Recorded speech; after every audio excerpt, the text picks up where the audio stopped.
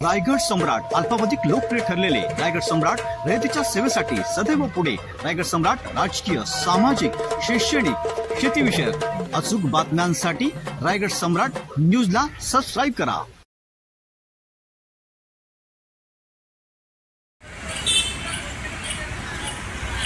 नमस्कार पत्रकार मित्रो, तुम्ही तर मला मदत केली आहे, तुमचे आभार मानावे तेवढे कमीच आहे। कारण याच्या अगोदर 13 पत्रकार परिषदा झालेल्या आहेत। त्या अनुषंगाने त्यांनी काय केलं आहे, माझ्या काकालाच त्यांनी त्यांच्यात समाविष्ट करून घेतलेलं आहे।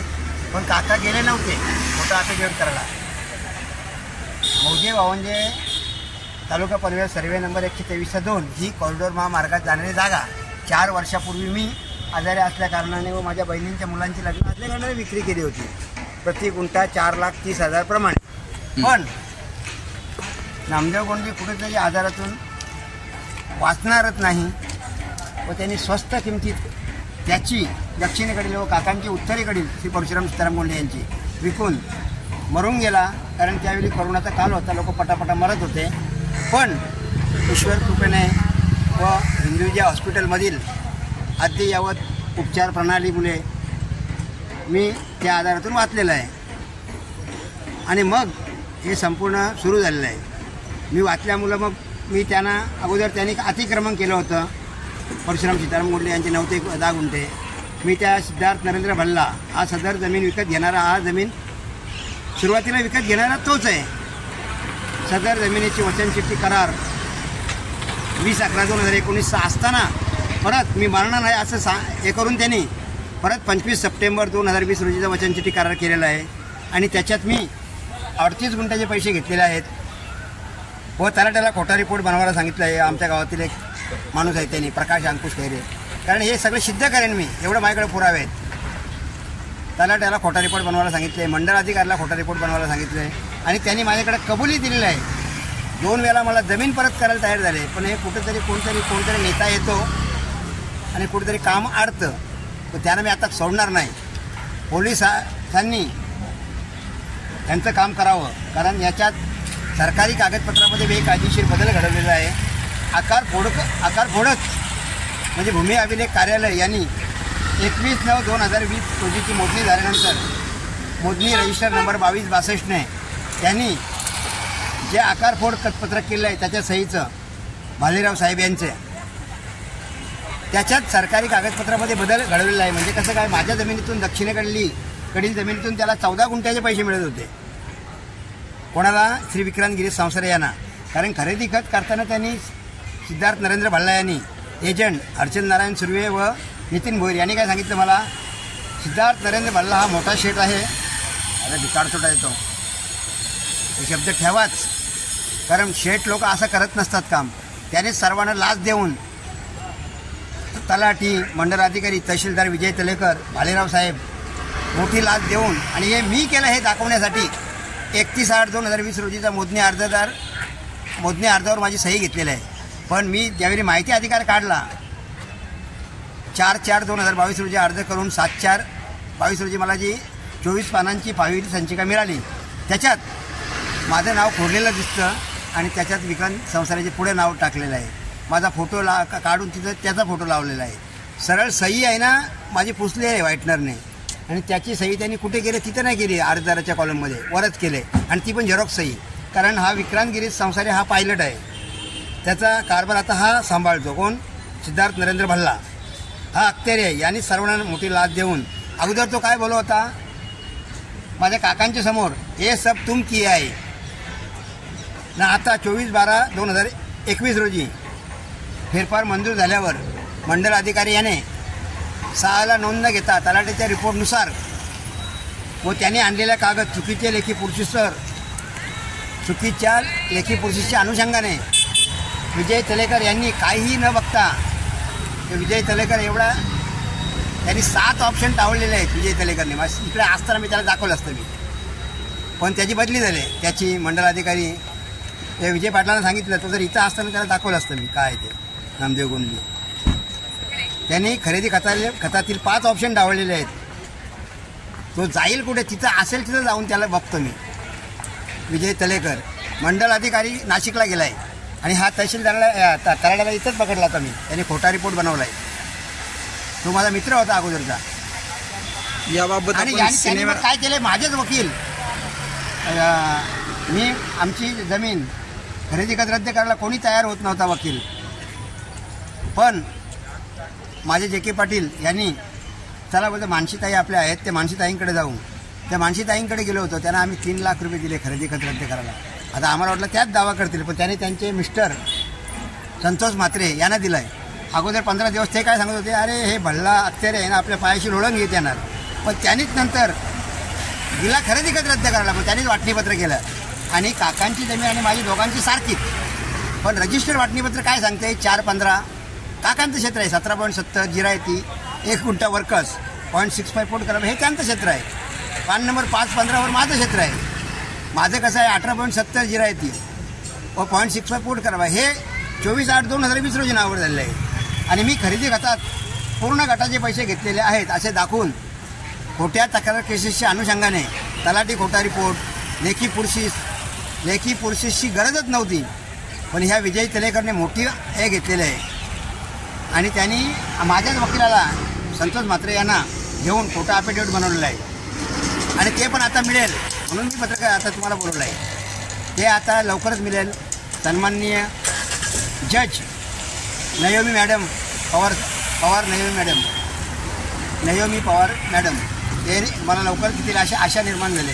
कारण एक अर्ज केला होता मी 30/1/2025 रोजी 12 पाणी. त्या अर्जाच्या अनुषंगाने व 13/2/2025च्या अर्जात त्यांनी सांगितलं छोटा अर्ज करा. मी छोटा केला. त्याच्या अनुषंगाने मला त्यांनी सदर हे 29 पानांचं अफिडेविट प्रतिज्ञापत्र बनलेलं आहे हे सिद्ध होतं. त्यांनी सिद्ध केलेलं आहे. पण त्याच्यात हे निलंबित आता जो आहे ना त्याची सही आहे. त्याची कोणाची हा अधीक्षक वरिष्ठ सर दिवाणी न्यायालयाचा अधीक्षक आहे प्रवीण बांदिवडेकर. हे सध्या निलंबित आहेत व ते जेलची हवा खात आहेत. व ते 29 पानांच्या अफिडेविटवर प्रतिज्ञापत्रावर माझा भाऊ सुनील परशुराम गोंधळी यांनी सही करायलाच नको होती. आणि त्याचं वयच त्याच्यात लिहिलेलं नाही. परशुराम सीताराम गोंधळी हे करायला गेलेच नव्हते. तसं मी काकांना विचारलं, काका तुम्ही गेले होते? बोलते नाही गेलो. तसं त्यांचा अर्ज आहे म्हणून ते आता ते खरेदी खत रद्द होईल. तसंच मला आमसभेत तुम्ही तर होतेच 7 फेब्रुवारी 2022 रोजी झालेलं आहे. तर त्याच्यात आमसभेत आदरणीय प्रशांतनाथा ठाकूर, आदरणीय महेशजी बादली साहेब यांनी मला आश्वासन दिलं आहे कोण वकील आहे त्याचं नाव सांग. ते या वकिलाला सोडत नाही मी खोटा अफिडेविट करणाऱ्याला. मी त्यांच्याकडे पण जाईन. मुख्यमंत्र्यांना एक अर्ज तर दिलेला आहे ती पण चौकशी बाकी आहे. तर ते अफिडेविट त्याच्याकडनं मिळेल अशी आशा निर्माण झाले. 2 दिवसापूर्वी मी अर्ज दिला आहे ती मिळेल. हे त्याच्यात खोटा अफिडेविट नंतर बनवलं आहे. दिला होता त्याच्याकडे खरेदी खत रद्द करायला मग त्यांनी खोटा हे केला आहे. या कामी माझे जवळजवळ 30 ते 35 लाख रुपये संपलेले आहेत. 80 पानांची एक अशा जवळजवळ आता 60 फाईल झालेल्या आहेत. मग असा जर गरीब माणूस असेल तर तो मरेल. या हरामखोरांना हे काही करतात पण देवाने मला वाचवल्यामुळं त्याने आता एक वाढीव सातबारा केले. 24/12/2021 रोजी फेरफार मंजूर झाल्यावर फक्त एकच सातबारा व्हायला पाहिजे होता. 17.70 जिरायती 0.65 फूट करावा 1 गुंठा वर्कस हे काकांच्या क्षेत्रात त्यांच्या नावाने व्हायला पाहिजे होता. तो सातबारा आम्ही उपोषण केल्यामुळं बंद केलेलं आहे. 2 वर्षाने मी जर मेलो असतो तर माझ्या कुटुंबावर काय वेळ आली असती, आत्महत्या करायची वेळ आली असती ना.